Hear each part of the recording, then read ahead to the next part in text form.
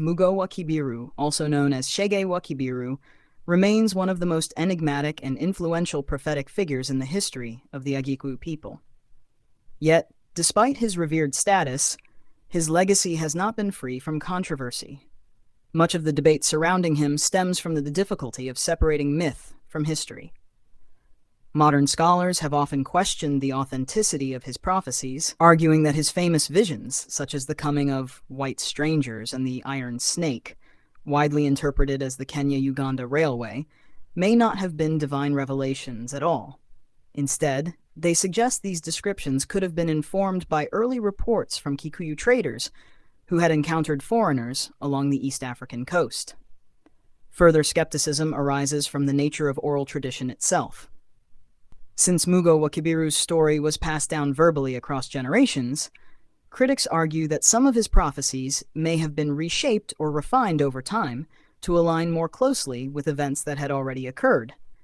This has led to claims that parts of his legacy may have been backfilled by later storytellers seeking to reinforce his prophetic reputation. His name has also been drawn into political and cultural debates in more recent times.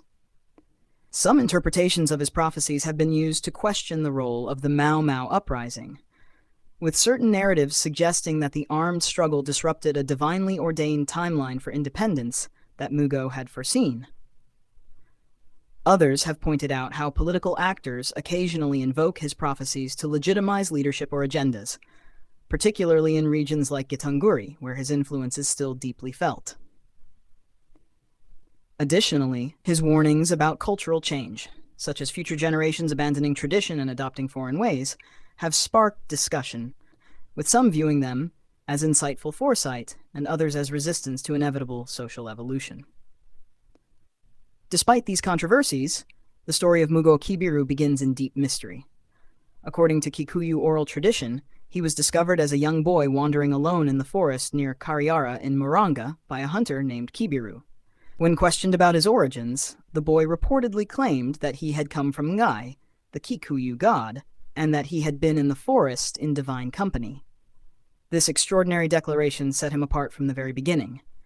With no known biological parents or family, the boy was adopted by Kibiru, a member of the Anjiru clan, a lineage traditionally associated with prophecy and healing. Raised among Kibiru's children, he grew up herding goats like other boys of his age. Yet even in childhood, he displayed unusual traits. He was fearless in the forest, often venturing deep into it alone and telling his peers that he was going to commune with God. These early behaviors reinforced the belief that he possessed a unique spiritual calling. Mugo wa Kibiru is believed to have been born in the 18th century in the region of Kariara, near present-day Thika and Gatanga, though no exact date exists.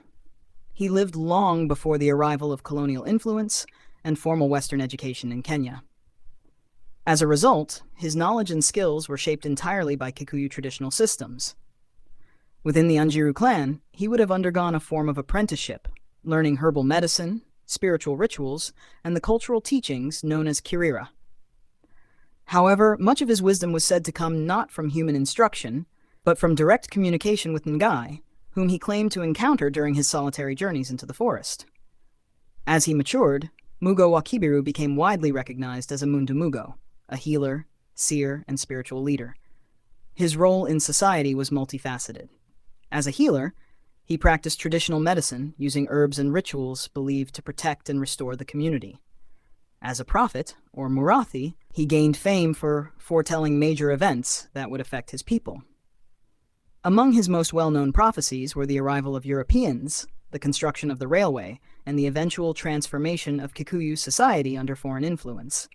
He also served as a diviner priest, interpreting dreams, signs, and spiritual messages.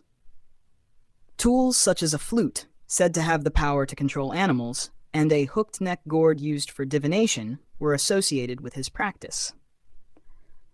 Beyond his spiritual duties, he functioned as a kind of national advisor, warning his people about future challenges and advising them to adopt useful aspects of foreign knowledge while resisting moral and cultural erosion.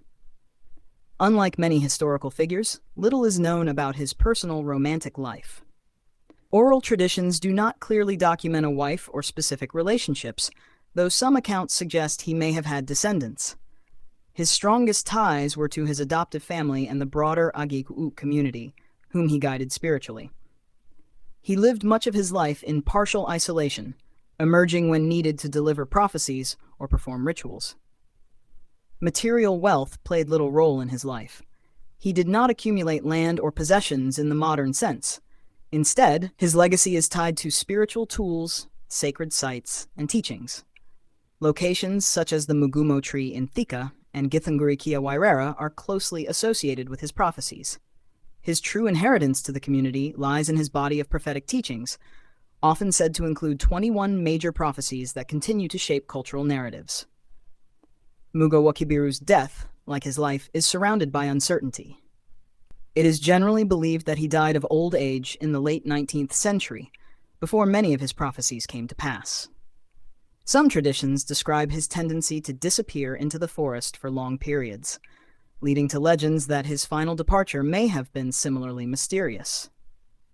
There are even conflicting accounts from different communities regarding the location and timing of his burial. In many ways, his physical death is overshadowed by one of his most famous prophecies, the fall of the sacred Mugumo tree in Thika. He had foretold that this event would signal the end of colonial rule.